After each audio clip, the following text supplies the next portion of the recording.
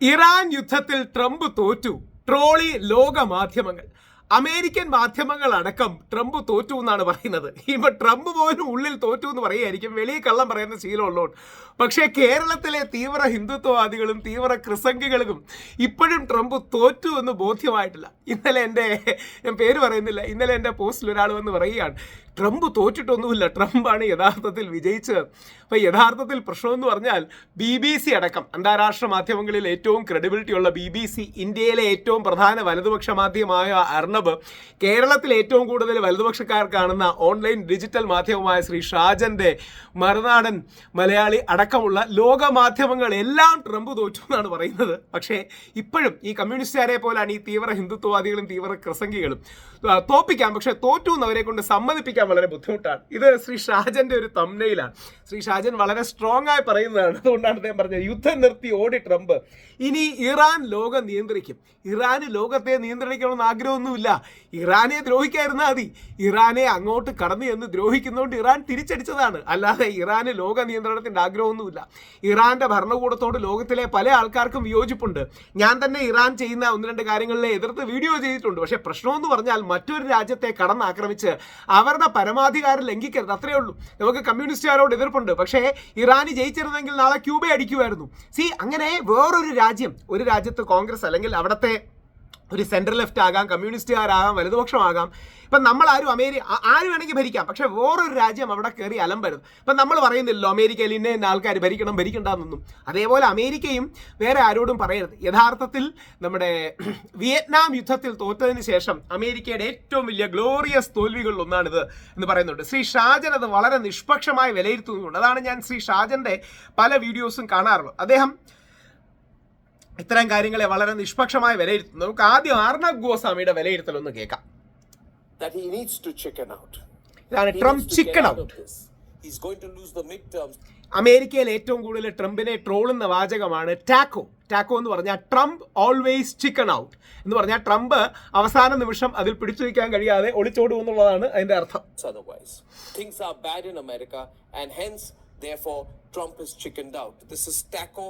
At its finest, Trump gets the exit he has been gunning for weeks. Everything right now is just positioning. Remember, as you're watching this tonight, where the hell, Donald Trump, is the regime change you promised? അർണബിന്റെ വാക്കുകളിലെ പുച്ഛവും പരിഹാസവും വളരെ വ്യക്തമാണ്. എവിടെയാണ് where the hell is the regime change? എവിടെയാണ്? ഇറാനിൽ ഇപ്പം regime change ഉണ്ടാകും, ഇറാനിലെ ജനങ്ങളെ രക്ഷിക്കാൻ വേണ്ടിയാണ് ഞങ്ങൾ പോരാടുന്നത്. ട്രംപും നെതന്യാഹുവും കൂടെ എന്തൊക്കെ ഡയലോഗ് അടിയായിരുന്നു, ഞങ്ങൾ ഇതുവരെ എത്തിച്ചു തരുന്നേ ഉള്ളൂ, ബാക്കി ഇറാന്റെ ജനത ഏറ്റെടുത്തോളണം എന്നൊക്കെ പറഞ്ഞു. എന്തൊരു തെള്ളായിരുന്നു. ഇറാനിലെ ജനതയിൽ ഒരുപാട് പേർക്ക് ഇറാനിലെ ഭരണകൂടത്തോട് വിയോജിപ്പുണ്ടായിരുന്നു. അവരടക്കം ഇറാന്റെ ഭരണകൂടത്തോടൊപ്പം ചേർന്ന് അതിരൂക്ഷമായി ട്രംപിനെതിരെ തിരിഞ്ഞതിന്റെ കാരണം അത് ഒരു രാജ്യവും വേറൊരു രാജ്യത്ത് അതിക്രമം കാണിക്കരുത്. ഇത് BBC-യുടെ വാർത്തയാണ്. BBC-യിൽ അമേരിക്കൻ ഡോമിനൻസിന്റെ പരിമിതികൾ ലോകത്തെ വിളിച്ചറിയിച്ച യുദ്ധമാണിത്. ഇത് ട്രംപിന്റെ വേഴ്സ്റ്റ് ഫോറിൻ പോളിസി ബ്ലണ്ടർ ഇതുവരെ, എന്നിട്ട് അവരെ പറഞ്ഞിരിക്കുന്നത് സോഫാർ ഇതുവരെ ഉള്ളതിൽ പ്രസിഡന്റ് ഡൊണാൾഡ് ട്രംപിന്റെ വേഴ്സ്റ്റ് ഫോറിൻ പോളിസി ബ്ലണ്ടറാണ്. യഥാർത്ഥത്തിൽ അമേരിക്കൻ ജനത ഈ യുദ്ധം ട്രംപ് തോക്കുമ്പോൾ അമേരിക്കൻ ജനതയാണ് ജയിക്കുന്നത്. കാര്യം അമേരിക്കൻ ജനതയ്ക്ക് ഇതുകൊണ്ട് എന്ത് ഗുണമാണ്? ഒരു ഗുണവുമില്ല. യഥാർത്ഥത്തിൽ അമേരിക്കൻ ജനത അവരുടെ വിജയമാണ് ട്രംപിന്റെ പരാജയം. അമേരിക്കയിലെ ജനതയിലെ 90 ലക്ഷമാണ് തെരുവിലേക്ക് ഇറങ്ങിയത് ഇതിനെതിരെ. 2 ഓയിൽ പ്രൊഡ്യൂസ് ചെയ്യുന്ന അറബ് മൊണാർക്കീസ് അല്ലെങ്കിൽ അറബ് രാജ്യങ്ങൾ, ഗൾഫ് രാജ്യങ്ങളുമായിട്ട് അമേരിക്കയുടെ ബന്ധം എന്നേക്കുമായി തെറ്റി. ഇനിയും വർഷങ്ങളെടുക്കും ഒരു പക്ഷേ ഇത് റിപ്പയർ ചെയ്യാൻ. അതൊക്കെ കൃത്യമായിട്ട് BBC മാപ്പ് ചെയ്യുന്നുണ്ട്. ഇതിന്റെ പ്രശ്നം ദ അറ്റ്ലാന്റിക്, അമേരിക്കയിലെ മറ്റൊരു പ്രമുഖ മാധ്യമമാണ് വൈ ട്രംപ് ലോസ്റ്റ്. ട്രംപ് എന്തുകൊണ്ട് പരാജയപ്പെട്ടു?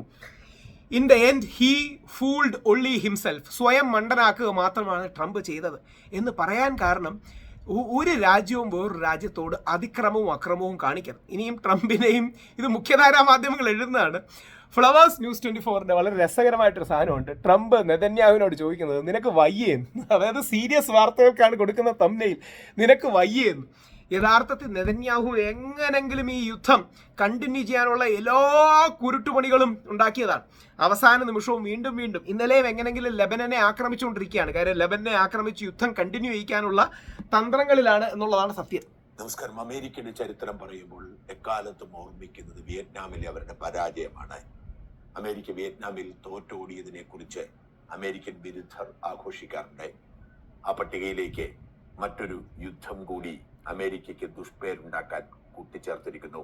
ഇറാൻ എന്ന രാജ്യത്തിന് മുമ്പിൽ അക്ഷരാർത്ഥത്തിൽ തോറ്റമ്പി യുദ്ധം അവസാനിപ്പിച്ചു മടങ്ങിയിരിക്കുന്നു അമേരിക്ക. ഇറാൻ എന്ന രാജ്യത്തിന് മുമ്പിൽ അക്ഷരാർത്ഥത്തിൽ ഡൊണാൾഡ് ട്രംപ് തോറ്റമ്പി. അമേരിക്ക എന്ന് പറഞ്ഞുകൂടാ, ഡൊണാൾഡ് ട്രംപ്. കാര്യം അമേരിക്കൻ പട്ടാളത്തിൽ പോലും ഈ യുദ്ധത്തിനെതിരെ ഒരുപാട് വികാരങ്ങൾ ഉണ്ടായിരുന്നു. എന്തിനാണ് നെതന്യാഹുവിന് വേണ്ടി അമേരിക്കക്കാരെ കുരുതി കൊടുക്കുന്നത് അടക്കം അമേരിക്കൻ പട്ടാളക്കാരിൽ ചിലർ വിളിച്ചു പറയുന്നത് നമ്മൾ കേൾക്കുകയുണ്ടായി.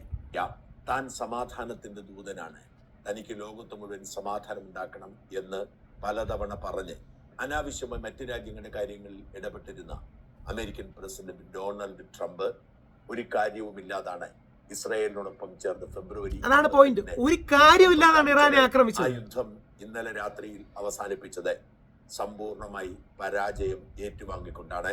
അമേരിക്കയും ഇറാനും തമ്മിൽ ഇലക്ട്രോണിക്കലി കഴിഞ്ഞ ദിവസം സമാധാന കരാറിൽ ഒപ്പുവെച്ചെന്നും അന്തിമ ഒപ്പുവയ്ക്കൽ ചടങ്ങ് ഈ വെള്ളിയാഴ്ച സ്വിറ്റ്സർലൻഡിൽ നടക്കും എന്നുമായിരുന്നു ട്രംപ് നേരത്തെ പ്രഖ്യാപിച്ചത്. എന്നാൽ ഇന്നലെ പാരീസിൽ നടക്കുന്ന G7 യോഗത്തിൽ പങ്കെടുക്കാനെത്തിയ അമേരിക്കൻ പ്രസിഡന്റ് ഡൊണാൾഡ് ട്രംപ് അവിടേക്ക് ഇറാൻ പ്രസിഡന്റ് മസൂദ് പഷസ്കിയനോട് എത്താൻ പറയുകയും പാരീസിൽ വെച്ച സുപ്രധാനമായ യുദ്ധവിരാമ കരാറിൽ ഒപ്പുവയ്ക്കുകയും ചെയ്തു. യുദ്ധവിരാമ കരാർ നിലവിൽ വന്നു എന്ന് ഔദ്യോഗികമായി ഇരു രാജ്യങ്ങളും പ്രഖ്യാപിച്ചു. എന്ന് വെച്ചാൽ ഏതാണ്ട് 3 മാസം നീണ്ടുനിന്ന യുദ്ധം സമ്പൂർണമായി അവസാനിച്ചിരിക്കുന്നു. ഒരു പരിധിവരെ ഈ സമാധാന ശ്രമത്തെയും താൽക്കാലിക രക്ഷപ്പെടൽ എന്ന് പറയാൻ കഴിയൂ. 60 ദിവസത്തേക്കാണ് ഈ കരാർ ഒപ്പിട്ടിരിക്കുന്നത്. 60 ദിവസത്തെ ഒരു ഫ്രെയിംവർക്കാണ്. ആ 60 ദിവസത്തിൽ ഇനിയും ഡീറ്റെയിൽസ് കരാറിന്റെ ഇപ്പൊ CNN അടക്കമുള്ള അന്താരാഷ്ട്ര മാധ്യമങ്ങൾ അതിന്റെ കുറെ സപ്പോസിഡ് ആയ ഡ്രാഫ്റ്റിംഗ് പുറത്തുവിട്ടിട്ടുണ്ട്. നാളെയാണെന്ന് തോന്നുന്നു കറക്റ്റ് കരാറിന്റെ ഫുൾ കാര്യങ്ങൾ പുറത്തുവിടുമെന്ന് പറയുന്നു. എന്തായാലും നോക്കേണ്ടിയിരിക്കുന്നു. എന്തായാലും സമ്പൂർണ്ണ പരാജയമാണ് ട്രംപിന്റെ കാര്യത്തിൽ, ആർക്കും സംശയം കാണില്ല. ആ പരാജയത്തിന്റെ കാരണവും സാക്ഷാൽ പോപ്പ് അടക്കം ഇറാനൊപ്പം ശക്തമായി നിന്നതും ലോക മാധ്യമങ്ങൾ ഇറാനെ പിന്തുണച്ചതിന്റെ കാരണം ശക്തന്റെ നീതി നടപ്പാകരുത്, പകരം നീതിയുടെ നീതി നടപ്പാകണം. ശക്തിയുള്ളവൻ വേറെ ഏതെങ്കിലും രാജ്യത്ത് കയറി അലമ്പുണ്ടാക്കി ആ രാജ്യത്തിന്റെ ആഭ്യന്തര പ്രശ്നങ്ങളിൽ ഇടപെടാൻ തുടങ്ങിയാൽ ലോകത്ത് 190 രാജ്യങ്ങളുണ്ട്. ഈ രാജ്യങ്ങളെല്ലാം അടിമത്തത്തിലേക്ക് പോകും. ലോകത്തിലെ ഏറ്റവും വലിയ സൈനിക ശക്തിയായ അമേരിക്ക ഇറാന്റെ പോരാട്ട വീര്യത്തിന് മുമ്പിൽ അടിയറവ് പറഞ്ഞതിന്റെ കാരണം ലോകം ഇറാനോടൊപ്പം നിന്നതാണ്. ആ ലോകം ഇറാനോടൊപ്പം നിന്നതിന്റെ കാരണം നീതി എന്നൊരു കാര്യം വേണം, നിയമം എന്നൊരു കാര്യം വേണം, അല്ലെങ്കിൽ ന്യായം എന്നൊരു കാര്യം വേണം. ആ ന്യായം ഇറാന്റെ ഭാഗത്തായിരുന്നു. അതുകൊണ്ടാണ് ഇറാൻ വിജയിച്ചത്. ട്രംപിന്റെ പരാജയം സമ്പൂർണ്ണം.